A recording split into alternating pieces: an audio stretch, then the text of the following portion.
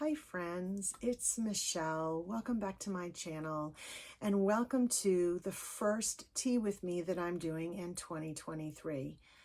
I know it's been a really long time since I've done one of these episodes, and if you've been with me a long time, you know that Tea with Me was a monthly a video chat that I did every single month, and I haven't done them in a really long time. Why haven't I done them? Well, partly because I covered so many topics in those 30 whatever episodes that I did. I'd have to go back and count, that I kind of started running out of topics. And the other thing was, I was also at a place in my journey where I was acquiring a lot of things, and I was always excited to share with you my treasures and books and make recommendations. And at a certain point, I decided to slow my roll with the acquisitions. As you can see, I am not a minimalist.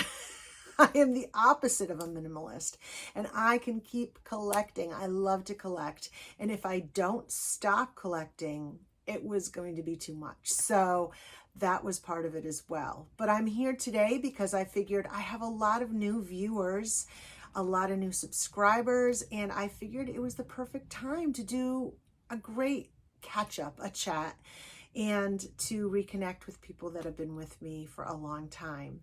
So if you're new around here, I'm Michelle. I am a vintage loving, treasure hunting, mixed media journal maker and paper creator, and I love to find treasures off the beaten path.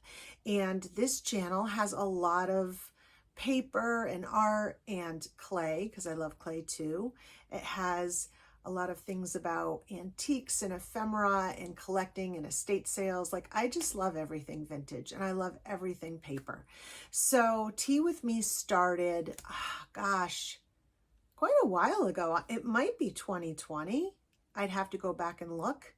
And basically, it was my way of touching base every month with you guys and kind of telling you what was going on and making recommendations based on things I was finding out in the wild.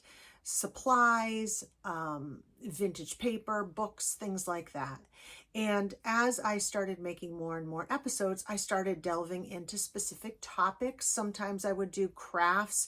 Like, every episode had like a format, but was a little bit different. So what I've decided to do is do a Tea with Me today, like I used to, with a similar format. And what I'm going to do moving forward is I'm going to go back into the vault. I have a playlist for all of my Tea with Me's, and I will put that link below in the box below. But what I think I'll do is I'll go back and I'll start renaming. I don't know how long it'll take, but I'll go back and I'll rename all my Tea with Me's so that you can kind of get a sense of what's covered or what are the bigger topics, so that if there's something that interests you, you can still go back and it will be relevant to your interests. I was just naming them generally by the episode number, but now that I have a little bit of a catalog of them and I'm going to put them in a playlist, I think it's really, really important that I kind of give a little keyword on there so you can easily find things. So what are we going to do today? We are going to have some tea. I'm going to have 3 book recommendations, 3 new book recommendations. You know, I love to give you those. And today's topic will be zines. I have fallen down the rabbit hole of zines. I'm doing zine trades, and I just want to show you a little bit about my zines, how the swapping it works, and the zines that have come to me in the last month.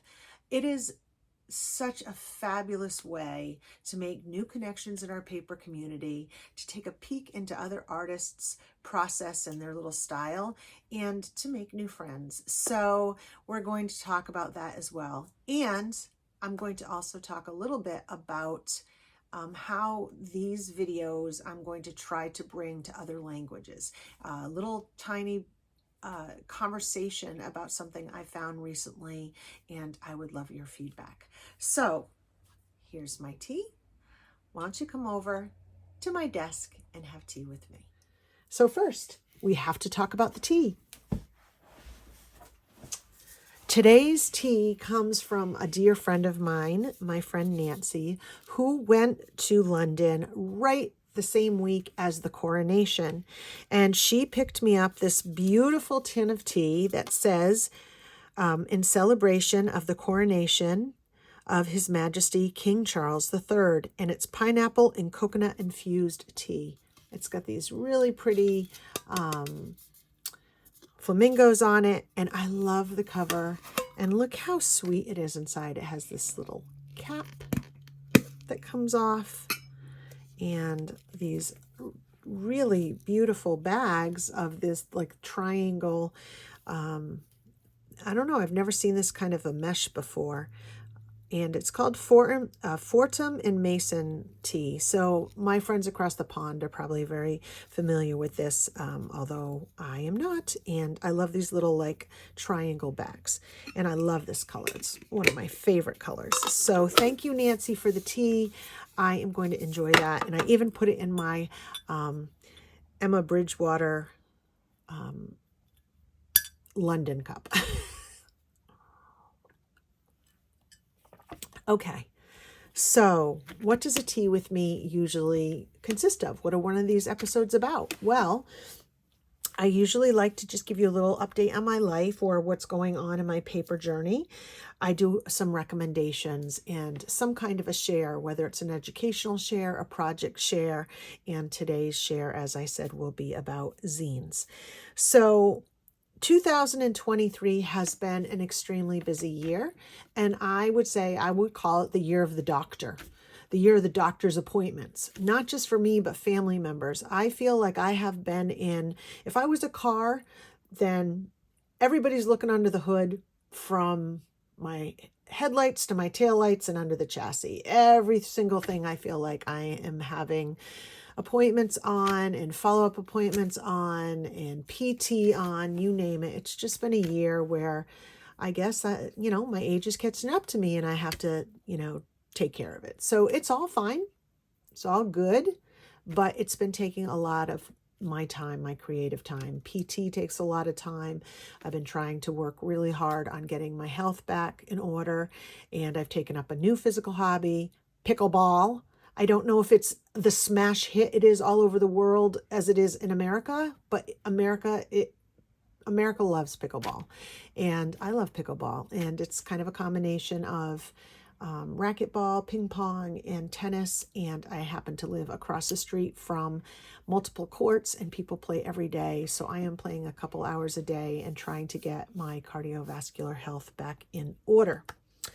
So that is that, but that is kind of where I've been. I've been taking care of my mom who had surgery. I've been out of town for that. And I just haven't been able to focus on creating the way I have in the past because I've just I have to concentrate on taking care of myself this year. So if I am not around as much, that is why. I also wanted to tell you a little bit about the fact that I found this video recently that talked about how to take subtitles and change the subtitles of YouTube videos into multiple languages. The viewer can't make an English speaking video into, let's say, Chinese or German or Dutch, but I can do it in a way that the subtitles can be translated to those languages ahead of time. So what I've decided to do from this point forward is when I make a video, I will do it in a way that after the fact, after it's processed, I will go in and set the transcript so that I can designate languages that video can have subtitles or captions in. And I know that doesn't make it easy when you're crafting because you'd have to read the words. And if you're listening to this video in English, then you already probably understand English. So you probably wouldn't use it. But I just want to get the word out, especially for like tutorials and other things, that I am going to try really hard to have the major languages chosen as closed caption under my videos. If there is a language that you would like me to have my videos in, please reach out to me or put it in the comments, and I will do my best to do that. It's a process that I feel like I can do, and I have people who watch in other countries, and this all came about because a French-speaking person said that they really wanted to know what I was saying in the videos. They enjoyed watching the video, but they couldn't get, what I was saying or how I was instructing it. And that's what led me down that path. And I was able to very easily put French closed captions on, and it worked out great. So I will be doing that in the future.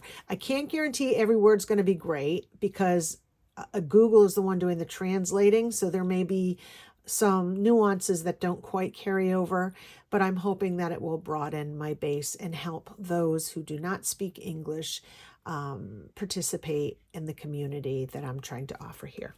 So that is my little chat. Hopefully that wasn't too bad for you. So let's dive right into the recommendations.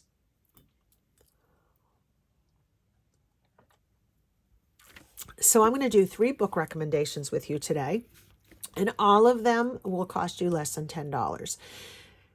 I have looked at all 3 of these books online on multiple formats, and it looks like most of these books run between $5 and $8 without shipping. Sometimes there's shipping for free, and sometimes there's shipping that you have to pay for. But even with the shipping, I found that most of these you could get under $10, including shipping. So they're affordable options.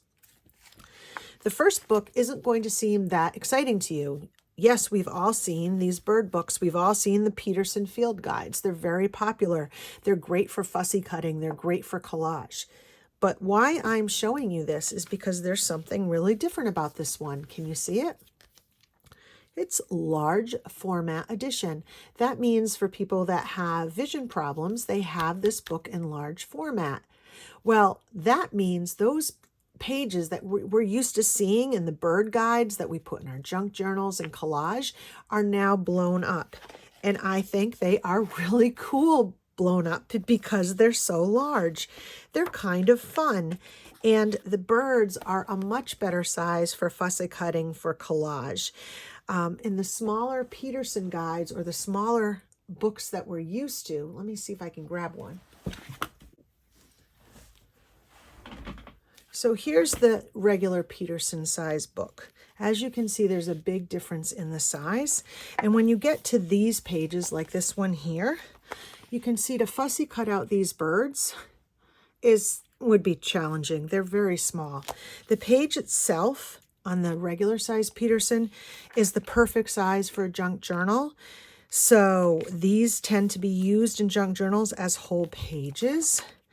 But if you wanted to fussy cut the birds, I would say the large format is a great deal. So let's go to one of those pages. Go. So here's a side-by-side, apples-to-apples comparison. In this particular size, you could actually fussy cut them out. They're a very good size for fussy cutting.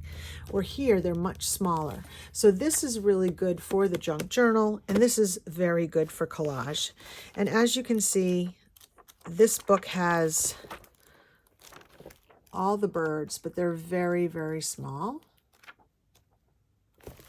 And this one, they're a much better size for fussy cutting and for collage.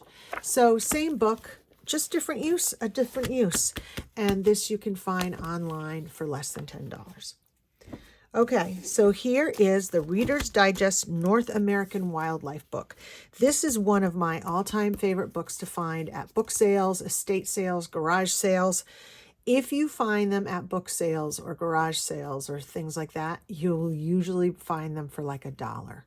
These books are not valued by a lot of people. But online, you can get them for about $5 or $6 and then a couple bucks for shipping, if not free shipping. And you can get them in all the normal places you get used books. Thrift Books, World of Books, eBay, Amazon, used books, the whole 9 yards. What I like about this book, first of all, is I like this edition has the green cover and it has this cute little chipmunk in gold embossing. So this would make a great junk journal cover. And the year that this one is 1982. So we're not talking very old, but the amount of pages and the amount of collage material in this book is amazing. And notice what I opened to first, my absolute fave, which is mushrooms. Look at how wonderful the mushrooms are in this book for fussy cutting. They are exactly what we like, right? And then they have ferns, really pretty botanical ferns and plants and wildflowers and succulents, you name it. So the back of the book here is all plants. And this is just perfect, right? For what we do for fussy cutting, for junk journals, for collage, for decorating envelopes, for making tags, you name it. And then this is particularly good for people who don't like buying digitals, because you can get a lot of layering elements, botanical elements, and make your own, designer papers without digitals. You got trees and leaves. And now we're going into insects, moths, butterflies, sea life, shells, right? Fish, reptiles, lizards, snakes, toads, frogs, turtles. And now we're going into the birds. Everybody loves birds, owls, right? You can see that this one book is, if you have to get like one book for fussy cutting, like you're new, let's say you're new to junk journaling, you're new to collage, you're new to, making decorative envelopes or tags or things like that, and you don't know where to start. This book is like one-stop shopping, because in this one book you have animals, you have birds, you have botanicals, there's words, there's maps, like pretty much everything we use in the junk journal collage community is in this one book, and is a great little sampling of it all. So I would say that this is definitely a book that's worth getting, worth looking for, keeping on your radar screen. I love the green. I love the cover. Terrific book. North American Wildlife from Reader's Digest. Okay. My last recommendation is a brand new book to me. I actually saw it. I think I saw it on Instagram. Somebody I followed made tags from this book and shared what book it was from. And I wish I could remember that person, because I would totally give them a shout out right now. But it just came across my feed and they mentioned the book they made the tags from. And I thought it was so pretty that I looked up the book. And I realized it wasn't a book that was, not that it wasn't easy to get, but there wasn't like a ton of them. So I ordered it right away and figured, you know what? It was $5, $6. What is the worst that's going to happen if I don't like it? I trust this person. She makes beautiful things. And I thought, I'm going to take a peek. This book is from England. So a lot of places that I saw I could buy it from, shipped from England. But I found 3 today that were about $5, and the shipping from England was less than $5. So it's still less than $10. I saw 2 today that were $8, but they were in the United States and they had free shipping on them. So again, you can get this book under $10. It's called The Countryside in Winter by Brian Jackman. And very similar to our beloved Edith Holden, it is a naturalist book about, it's only about one season, where Edith Holden's is the whole year, but it's the same thing. It's pictures and texts written by a naturalist enjoying nature with beautiful illustrations. So it's the same type of theme. Let's look at the year on this. Again, it's by Brian Jackman and illustrated by Bruce Pearson. And we're looking at a year of 1985. So this would be surprisingly now considered vintage, but not an old book in the terms of the types of books we all usually work with. And it's first of all, the pages are creamy and they're not shiny, which I appreciate. There's a little bit of sheen, but not really that much. And he has beautiful, this is all about Great Britain. right? All the animals in the winter in Great Britain. And if you can look closely, on every page there's at least one little illustration, and it's painted in a, sort of a watercolor way. That's really cute, something you could fussy cut out for a tag. But then there's bigger pages like this that could be folded up into junk journal pages. And I'll just give you a quick little flip through, and you can decide. There's apples and blackberries, there's fossils, and like here on a full page there's sketches of deer, so you could keep this page together or highlight the little deers themselves. There's birds, landscapes. It was these tall, thin images that were being used in the tag I saw on Instagram, and if I pass them, I will highlight it. But, you know, I really love the fall colors.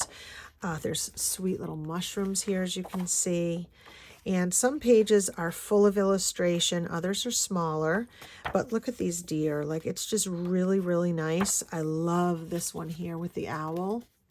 It's one of those books that if you think about for $5, it's better than a paperback. You have illustrations, beautiful illustrations. You have elements that you can isolate for tags, this gorgeous woodland scene. You could even like take this as a background and collage over it with mushrooms and other pieces of ephemera. And it's just a really pretty book. Oh, I love this fox. I think this was the actual image I saw on the tag. This one and this one. This just really pretty frozen skeleton of a wildflower and of a rose hip. Oh, gosh. If I can remember who made the tags, I am definitely going to tag them in this video below, because the tags were really beautiful, the way that these images were used. So if you are from Great Britain, keep your eye out for this book. Maybe you can get it really inexpensively at an op shop, you know, a charity shop, for £1 or $2. And if you're in the United States, it's a really pretty book. You can see by the amount of illustrations whether it would be worth it to you to purchase, but I really like it. I'm glad I purchased it. Like for pages like this that are just really pretty, I think it's a good investment. But look at this little arter. You know better than anybody whether or not you would use it. So those are my 3 book recommendations.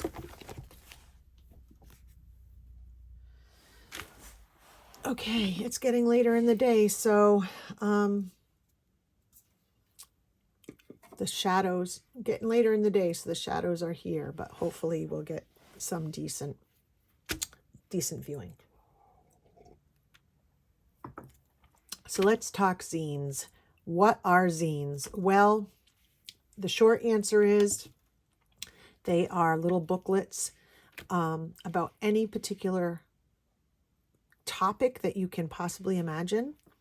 And I have seen some that are multiple pages and bound, but for the most part, the zines I'm talking about are 8 to 16 page little booklets that are made from one piece of 8.5 by 11 piece of paper, just folded and cut in a way that you don't have to sew it. All you have to do is decorate it, and then you can make photocopies of it and send out multiple copies to people.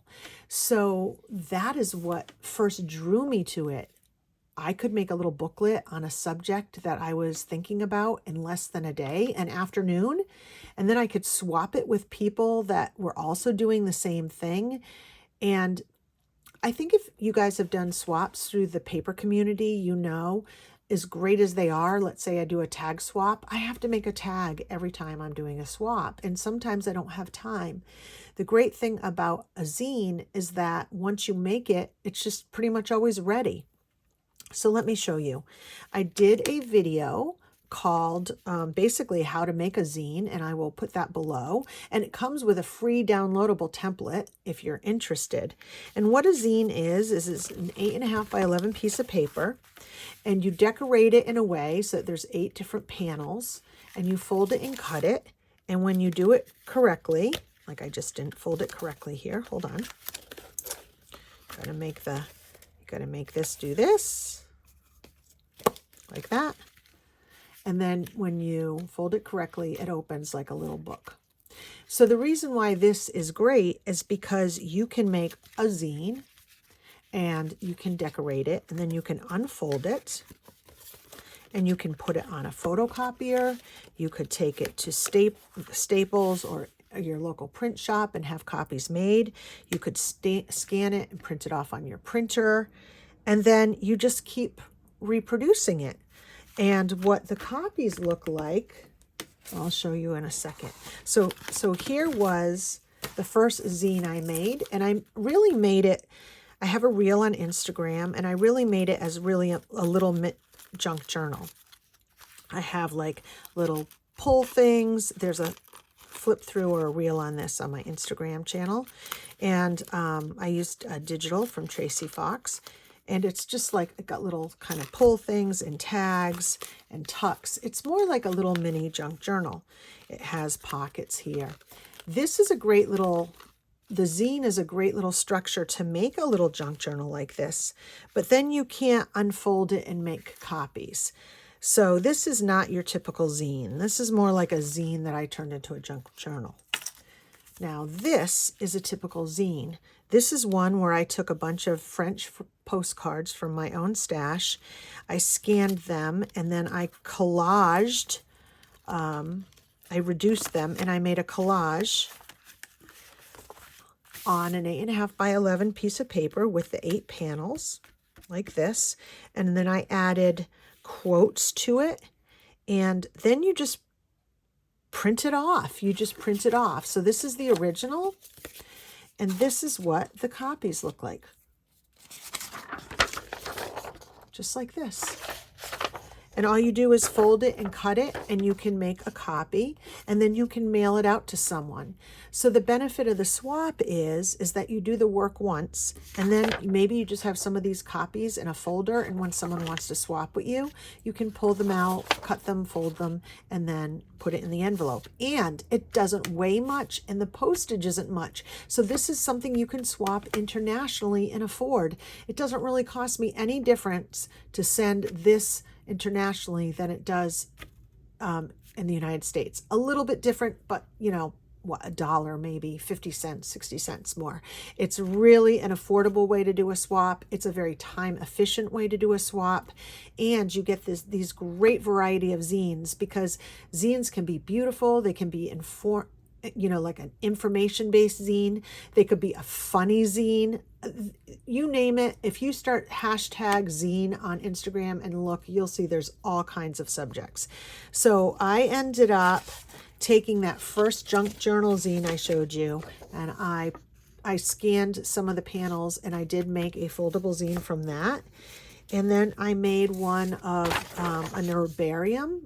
It looks like this, and it's all pressed flowers of things I collected from my backyard in August. And this is the original. You can actually feel the dried flowers on it. But the copy came out so good. And when they're folded up, they're just like little tiny, let me see if I have some. So when they're folded up, they're just little paper versions, right? See, this is just the 8.5 by 11 copy sheet of paper. Right? Very cute. This is the herbarium one folded up. So I made a couple, and then I have been following for a really long time now Maureen out of Switzerland. People know her as Mo/Addiction. It's like Mo's Addiction when you read it. And she sent me 3 of hers, and her collage work is just beautiful. She's so good with layering and colors, and I have long admired her work, and to have some of her zines is like having a collection of Maureen's collages. And again, she can just send me copies or send people she swaps with copies, and you're not making original artwork every single time, and you still get to keep your originals. So it's like a win-win. And as you can see, just Maureen does an absolutely beautiful job. I am just so incredibly tickled with owning some of Maureen's work. And then I have to show you something else she included in her envelope to me. I thought it was so clever. She took a bulb pin and she took 3 playing cards. And on this side, she took like vellum and she sewed it around and made pockets. And when I unhook the pin, I can take a card off. I thought this was such a neat way to swap something through Happy Mail. And you can see inside this little vellum thing, she has included all these little tickets for me. Isn't that just so special and cool? It's such a simple design, a playing card, some sewn vellum, a couple stickers, and then, you know, punching a tiny hole, and then attaching the cards with a bulb pin. But it's such an effective way. It's not a big thing that takes up a lot of postage or a lot of weight. It's something handmade and special, and I absolutely adore this idea and how she made it. Thank you so much, Maureen. So now that you've seen Maureen's zines, I wanted to show you a few more. This one comes from the Netherlands, very talented artist named Isa, and she sent me like a beautiful little swap. You know, our paper community is amazing and the things that they send. She is coffee.thrift.journal on Instagram, a great little note card. And look at this precious little zine she has just about ducks. So her theme for this collaged zine is just fuzzy little ducklings that she fussy cut and then collaged. So clever. I love how she uses the strips of paper here. And this one is, as you can see, it's got a mushroom and frames. I love the owl. I think this is such a great reference. These zines are great reference pieces for ideas. They're like getting a little art magazine, and I just love them. Thank you so much, Isa. This is wonderful. Just down the road from me, not even knowing it, I got a wonderful package from Kathy Moulton, and her zines are so fun. So she does this thing where she takes old pattern bodies and she mixes them with stamps. So this one is Women of the Stamp World. And as you can see, their bodies, it's so fun the way the images go together. And some of them blend so well. Look at Billie Holiday's stripes or her red and white on her shoulders. That blends right into this dress. She's so clever. This just tickled me, this whole little zine. And then this one is Men of the World, Stamp World, which made me crack up even more. I mean, some of them are so spot on. Like, look how the tie and the vest go together here on Edward Murrow. And I love this A. Philip Randolph. Look how his vest and his tie fit in.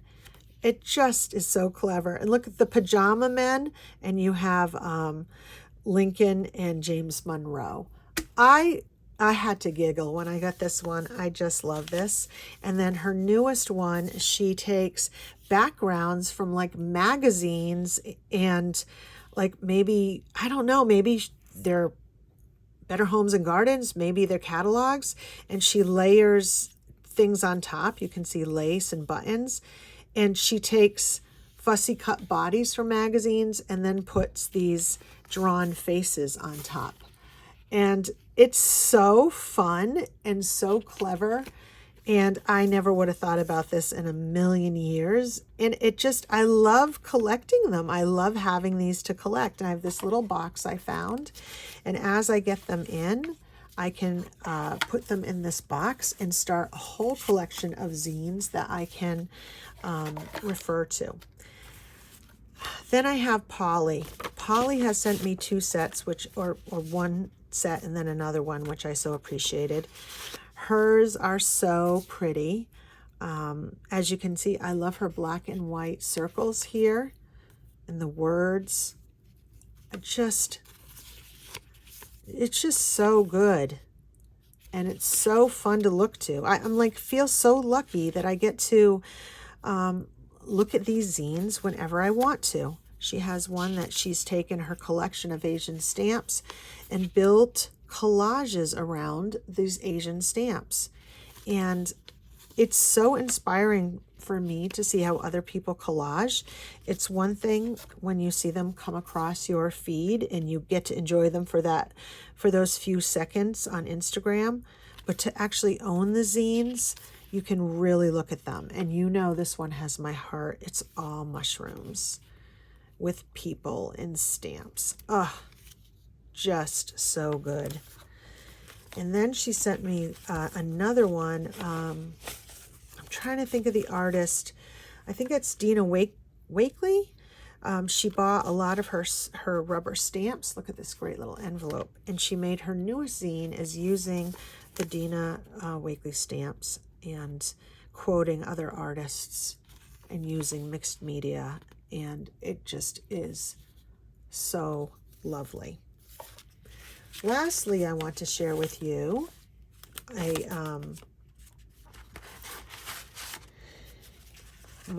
swap that I got from Michelle Cano. She is, let me get her call letters on Instagram. I always get them wrong. It is MBCAM1.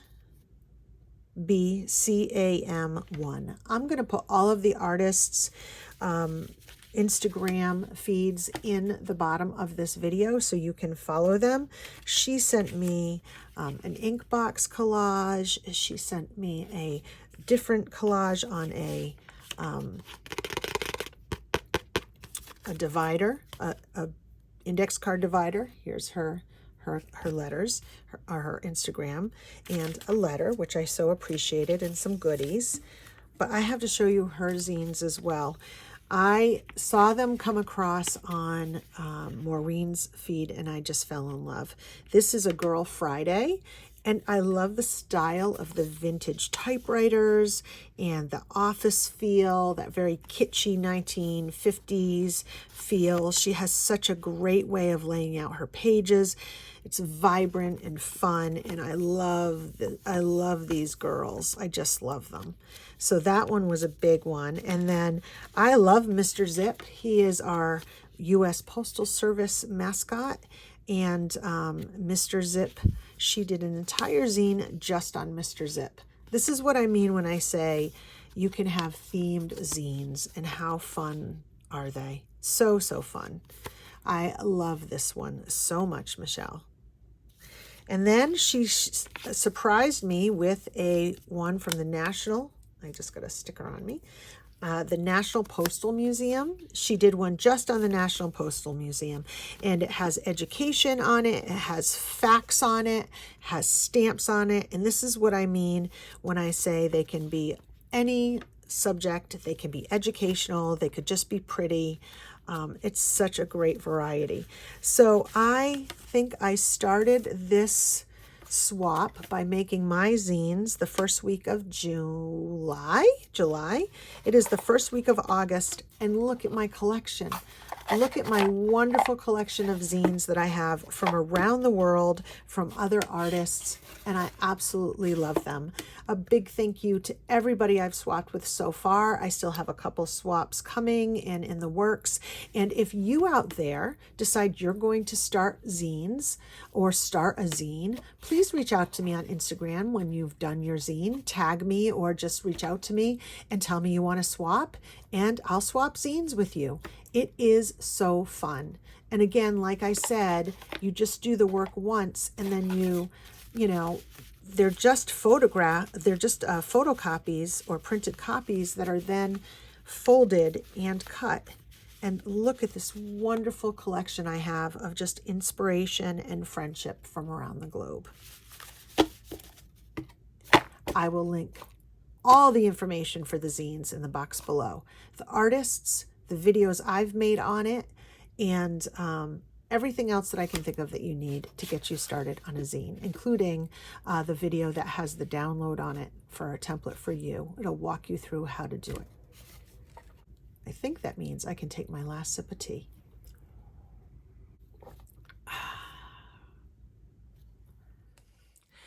So that is this episode of Tea with Me. If you have been here a while and you are a longtime subscriber, I thank you from the bottom of my heart. Your friendship and encouragement is what makes me want to continue doing these videos and to continue sharing my journey with you.